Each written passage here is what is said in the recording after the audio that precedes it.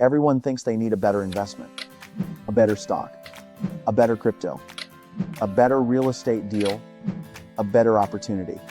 But what if the real problem isn't what you're investing in? It's how you're thinking about investing in the first place? Because here's the uncomfortable truth. Most people are not one great investment away from being wealthy. They are one mindset shift away from stopping the behaviors that are quietly keeping you poor. And the worst part? These mistakes don't feel like mistakes. They feel smart, responsible, strategic. But over time, they compound in the wrong direction. Here are 5 investment mistakes that are silently making you poor. Not overnight, not dramatically, but slowly, consistently, relentlessly. And if you recognize even one of these in your own behavior, that awareness alone could change your financial future. Let's start with the first one. Mistake HAZON, confusing activity with progress. In almost every area of life, activity feels productive. If you're moving, you must be advancing. If you're busy, you must be building. If you're reacting quickly, you must be sharp. But investing is different.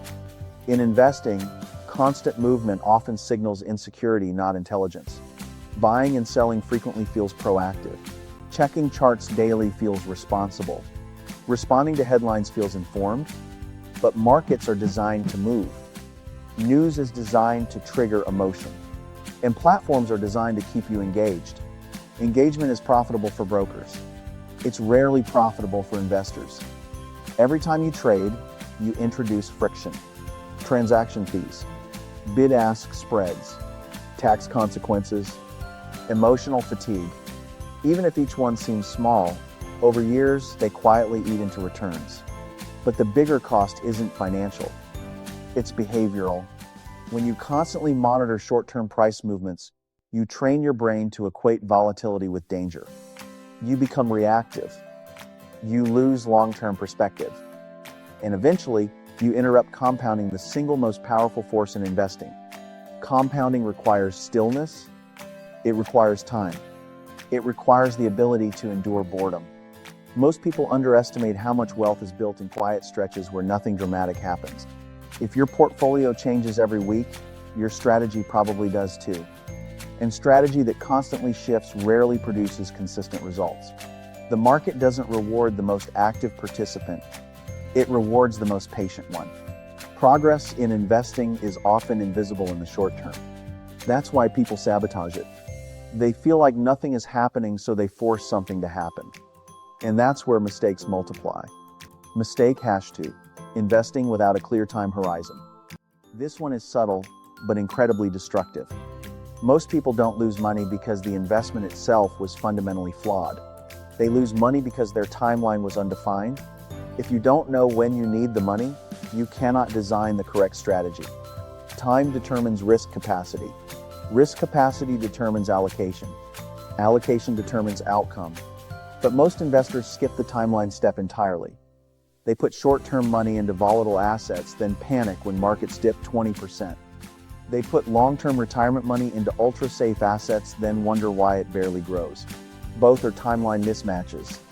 And timeline mismatches create emotional stress. Let's simplify it.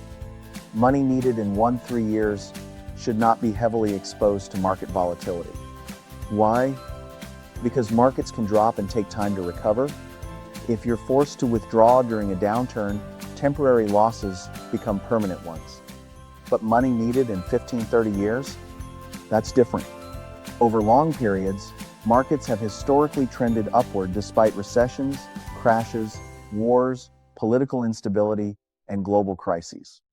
Volatility shrinks when viewed over decades. Inflation risk grows when growth is avoided for decades. Without a clear time horizon, every market movement feels urgent. You don't know whether to hold, sell, buy, or rebalance. You're constantly second-guessing. Clarity of timeline creates emotional stability. When you know this money is for retirement in 25 years, a market dip becomes a temporary discount, not a catastrophe. When you know this money is for a home purchase next year, you protect it accordingly. Investing without a timeline is like driving without a destination. You're moving, but you don't know where you're going. And Eventually, that costs you. Mistake, #3. Letting fear and greed run the show. Markets move in cycles. Human emotion moves in predictable patterns. When markets rise consistently, optimism grows. When markets fall sharply, fear spreads. And most investors believe they are rational until volatility tests them. During bull markets, people feel behind. They see others making money. They see headlines celebrating record highs. They feel urgency, so they buy often after prices have already climbed significantly. During bear markets, the opposite happens. Negative headlines dominate. Experts predict further declines. Social media amplifies panic.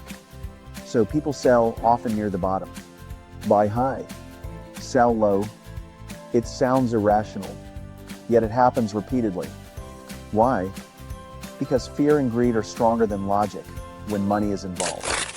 The brain processes financial loss similarly to physical pain. Losses feel personal, threatening, immediate, but gains feel incremental, less urgent. So people react disproportionately to downside volatility. Disciplined investors understand this. They don't try to eliminate emotion. They build systems that override it. Automatic monthly investing, predefined asset allocation targets, rules for rebalancing annually or semi-annually. These systems remove decision-making during emotional peaks, because emotion-driven investing destroys consistency. And consistency is what compounds wealth. The goal is not to predict the market perfectly. It's to behave predictably within it. Mistake #4. Over-diversifying into mediocrity. Diversification is one of the most powerful tools in investing. But misunderstood diversification becomes clutter. Owning 30-50 random investments does not automatically reduce risk meaningfully. It often increases confusion. Many investors accumulate assets over time without a clear framework. A stock tip from a friend, a trending ETF, a hot sector fund, a new crypto project, a real estate syndication. Each purchase feels justified in isolation. But collectively, there's no strategy, just accumulation. And when performance lags, it becomes difficult to diagnose why. True diversification means owning asset classes that behave differently under varying economic conditions. Equities, fixed income, real assets, cash equivalents, each serving a defined role. But within those categories, more is not always better. At some point, additional holdings simply replicate exposure you already have. You're not reducing risk. You're diluting conviction. Worse, excessive diversification often leads to average results across the board. If everything is average, the outcome will be average. There's nothing wrong with average returns if they align with your goals, but many investors think they're building high-performance portfolios when they're actually constructing scattered ones. Intentional diversification protects wealth. Random diversification distracts from it. Know why you own each asset. Know what role it plays. If you can't explain it simply, you probably shouldn't own it. Mistake #5. Ignoring inflation. The silent wealth killer. This is the most underestimated risk in personal finance. Inflation doesn't crash your portfolio overnight. It erodes it slowly, almost politely. If your investments earn 3% annually while inflation averages 6%, your real return is -3%.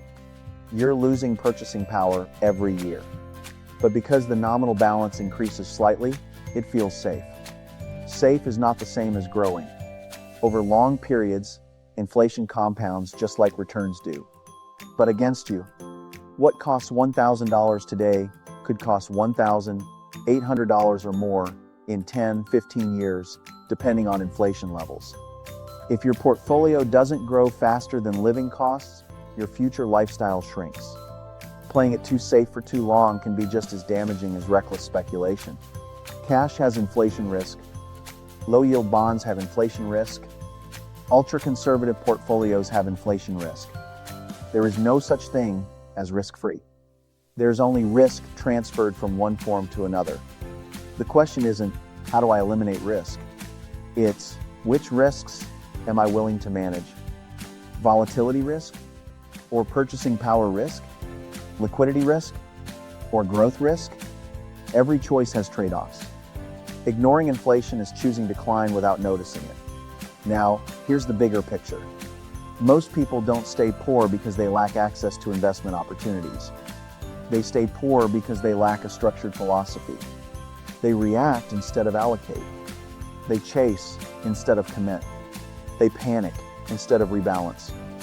They protect too aggressively or speculate too wildly. Wealth is rarely built through dramatic, heroic financial decisions.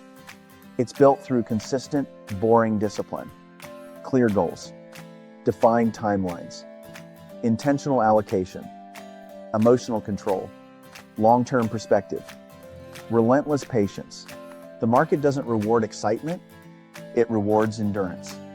It rewards those who stay invested through uncertainty. It rewards those who allow compounding to do its work. It rewards those who understand that temporary discomfort is often the price of permanent growth. If you fix these 5 mistakes, you don't need a miracle stock. You don't need insider information. You don't need perfect timing. You need structure. You need clarity. And most importantly, you need time. Because time, combined with disciplined investing, is the most powerful wealth-building tool available to ordinary people. Stop asking, what should I buy next? Start asking, what is my timeline? What is my allocation? What problem is this investment solving? Am I reacting or following a plan? Am I optimizing for short-term comfort or long-term strength? Investments will always change. Markets will always fluctuate. Opportunities will always appear and disappear. But strategy, disciplined, intentional strategy, is what determines whether your money compounds upward or quietly leaks away. Fix the behavior. Build the framework. Let compounding work, because staying poor is rarely about income alone. It's often about uncorrected mistakes repeated for decades. Correct them now, and your future self will feel the difference in ways your present self can't yet imagine.